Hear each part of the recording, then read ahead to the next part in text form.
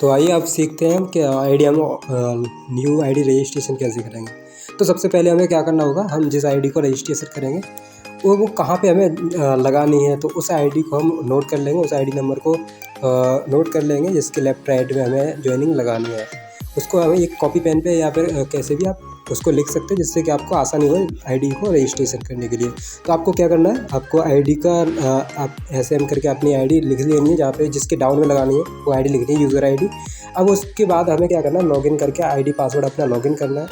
तो जैसे हम लॉगिन करेंगे यहाँ पे, तो जैसा कि आप देख पा रहे हैं मेरी आईडी लॉगिन हो चुकी है। लेकिन हमें आईडी लगाने से पहले क्या करना होगा, हमें 1680 रुपये जो पेमेंट होता है वो अपने अपलाइन को या जो भी आपके सीनियर है आप उनको पेमेंट करके उनसे अपनी आईडी ई पिन जनरेट करवानी है। ई पिन जितनी आईडी होती है उतनी ई पिन आती है, तो ई पिन को हमें मंगा लेना है अपनी आईडी पे। उनके पास अपनी आईडी भेज करके ई पिन मंगा लेते हैं। जैसे मैं आपको दिखाना चाहूँगा, जैसे मेरे पास अभी एक ई पिन है, तो जैसे यहाँ पे ओपन करूँगा 3 डॉट पे जा करके, तो यहाँ पे मेरे लिखा हुआ है माई अनयूज्ड ई पिन। तो यहाँ पे क्लिक करूँगा तो यहाँ पे अनयूज्ड दिख जाएगा, जो मैं यूज़ कर चुका हूँ वो यहाँ पे दिखेगा। ई पिन ट्रांसफ़र के लिए नीचे के लिए आप देख पा रहे हो, तो यहाँ पे जैसे हम टच करते हैं तो यहाँ पे ई पिन ट्रांसफ़र कर सकते हैं किसी को भी। तो हम जैसे माई अनयूज्ड ई पिन पे जाऊँगा, तो हम यहाँ पे अनयूज्ड ई पिन पे गए, तो यहाँ पे हमें एंटर करने के लिए ट्रांजैक्शन कोड मांगेगा। तो जैसे अगर आपको मैसेज आता है उसमें आपको ट्रांजैक्शन कोड भी आता है, तो मैं यहाँ पे नोट करूँगा। तो मुझे पता था मेरा ट्रांजैक्शन कोड था, तो मैंने यहाँ पे नोट कर दिया है। जैसे आप देख पा रहे हैं यहाँ पे मेरा एक ई पिन है, तो मैं एक रजिस्ट्रेशन कर सकता हूँ, एक ज्वाइनिंग करा सकता हूँ। यानी कि मैंने 1680 पेमेंट करके मुझे एक ई पिन मिला है। तो अब मुझे एक ई पिन मिल गया। अब मैं यहाँ से इस पर क्लिक करूँगा, वैसे मेरे पास ये फॉर्म ओपन हो जाएगा। अब मैं यहाँ पे क्या करूँगा, जैसे मैंने जो आईडी मैंने सेलेक्ट की थी कि किस आईडी के नीचे लेफ्ट, उस आईडी को यहाँ पे जैसे स्पॉन्सर आईडी है उस पर हम इसमें हम फिल करेंगे जिस आईडी को हमें जिसके नीचे लेफ्ट राइट में लगाना है। तो मैंने जो लिख के रखा था कॉपी पे, तो जैसे मैं यहाँ पे नोट करूँगा SM एक आईडी है 7621।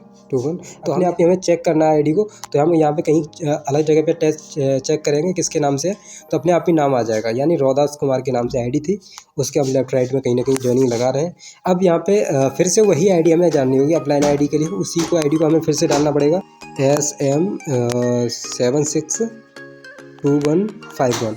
तो हमने यहाँ पे डाल दिया, फिर दोबारा से हम चेक करेंगे तो यहाँ पे हमारे पास फिर से नाम आ जाएगा। अब ये आईडी हमें लेफ्ट में लगानी है राइट में लगानी है, तो उसके लिए ऑप्शन आ गया है। तो मुझे ये आईडी राइट में लगानी थी, तो मैं यहाँ पे राइट में कर दूंगा क्लिक। अब मैं यहाँ पे अगला फॉर्म में जो डिटेल है वो फिल कर देनी है जिसके भी नाम से आईडी लगानी है। तो जैसे मिस्टर या मिसेस जो भी आप हिसाब से जो भी हो उसके हिसाब से आप यहाँ पर सेलेक्ट कर सकते हो। इसके बाद आप नाम डाल सकते हो, जैसे मैं जो आधार कार्ड में वो नाम डालना है आपको, और जो पिन कोड आधार कार्ड पे जो पिन कोड है वो डाल सकते हैं आप। अब इसके बाद हमें एरिया सेलेक्ट करेंगे, तो जैसे हम यहाँ पे देख पा रहे थे कर सकते हैं, इससे एड्रेस से कोई फ़र्क नहीं पड़ता ज़्यादा। नॉर्थ वेस्ट दिल्ली आ चुका है, तो मैं थोड़ा सा यहाँ पे सुल्तानपुरी डाल दूँगा। ये मैंने यहाँ पे फिल कर दिया है। अब इसके बाद मोबाइल नंबर, जो मोबाइल नंबर जिसका रजिस्टर्ड होना करना है उसका मोबाइल नंबर डालेंगे। तो ये मैंने मोबाइल नंबर डाल दिया है इसमें, और यहाँ से हम सबमिट कर देंगे। तो एक बार चेक कर लेंगे, और चेक करने के बाद हम थोड़ा सा स्क्रीनशॉट ले लेंगे। यहाँ पे एक बार कंफर्म कर लेंगे और उसके बाद हम इसे सबमिट कर देंगे। तो ये सौरभ के नाम से आईडी रजिस्टर हो चुकी है। तो हम इसका स्क्रीनशॉट ले लेते हैं। उनके पास भी मैसेज पहुँच चुका होगा और ये स्क्रीनशॉट भी उनको भेज सकते हैं। तो ये तो सारा प्रोसेस आईडी को कैसे रजिस्टर करते हैं क्लियर हुआ है।